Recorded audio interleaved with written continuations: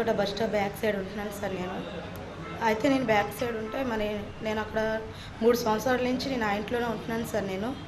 అయితే ఉండగా అక్కడ మా బాబు రోడ్డు మీద ఆడుకుంటుంటే మా ఇంటి ముందునే సార్ బాల్ లోపలికి వెళ్ళిందని వెళ్తే నన్ను ఎందుకురా బాల్ లోపలికి వచ్చిందని మాది ఎంజాయ్ పడక అని చెప్పి గోవల మీద కొట్టేశాడు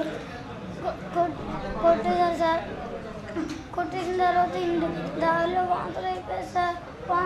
నేను Isukathota bus stop back side ఉంటున్నాను సార్ నేను. అయితే నేను బ్యాక్ సైడ్ ఉంటే నేను అక్కడ 3 సంవత్సరాల నుంచి నేను ఆ ఇంట్లోనే ఉంటున్నాను సార్ నేను. అయితే ఉండగా అక్కడ మా బాబు రోడ్డు మీద ఆడుకుంటుంటే మా ఇంటి ముందునే సార్ కళ్యాణ మండపం ఉంటుంది సార్, అపూర్వ కళ్యాణ మండపం. అయితే అక్కడ నా బాబు ఆడుకుంటుంటే ఆడుకున్న బాలు లోపలికి వెళ్ళిపోయింది సార్.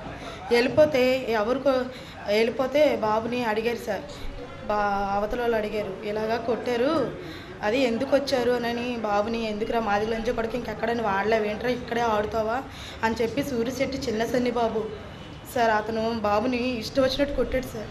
ఇష్టం వచ్చినట్టు కొడితే నేను బాబు వాంతులతోటి బాధతో ఏడుతూ ఇంటికి వచ్చాడు సార్. ఇంటికి వస్తే ఎందుకు కొట్టారని చెప్పి నేను వెళ్ళాను సార్. నేను అడిగితే నీ జాతంతా నువ్వంతే, ఇక్కడే తప్ప కనీసి రోడ్ల మీద వదిలేసి పిల్లల్ని వీధులంటే ఊరుమగులతో సొమ్ముతో తిని బతుకుతున్నావే నువ్వు, బజార్ దానా నువ్వని చెప్పి నోటికొచ్చిన మాటలు తిట్టి నా జుట్టు పట్టుకొని ఇంటి ముందుకి ఈడ్చుకొచ్చి ఇంట్లోకి తీసుకొచ్చి నన్ను కొట్టాడు సార్. అతను నానా విధాలుగా కొట్టాడు సార్. నానా విధాలుగా చూడండి సార్, వాచిపోయినట్టు ఎలా కొట్టారు చూడండి. ఇంత దారుణంగా కొట్టి చేసి నేను ఏడ్చుకొని మళ్ళీ ఇంట్లోనే కూర్చుంటే వాళ్ళ ఇంట్లో ఆడవాళ్ళందరినీ పిలిపించి ఇష్టం వచ్చినట్టు కొట్టాడు సార్. కొట్టిన తర్వాత ఇంకా నన్ను వదలకపోతే ఇల్లు వాకల పిల్లల్ని వదిలేసి నేను అదే రీతికి నేను స్టేషన్కి వెళ్ళాను సార్. 3 టౌన్ స్టేషన్కి వెళ్ళి నేను కేసు పెట్టాను సార్. కేసు పెట్టిన తర్వాత 3వ రోజున 31ని కేసు కట్టారు సార్.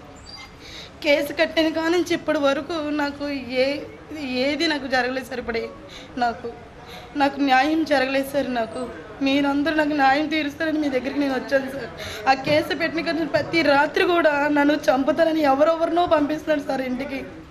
ఎవరెవరినో పంపిస్తుంటే నేను గుండెలోనే రాడు పెట్టుకొని గుండె చేత్తో పట్టుకొని భయంతో బ్రతుకుతున్నాను సార్ నేను.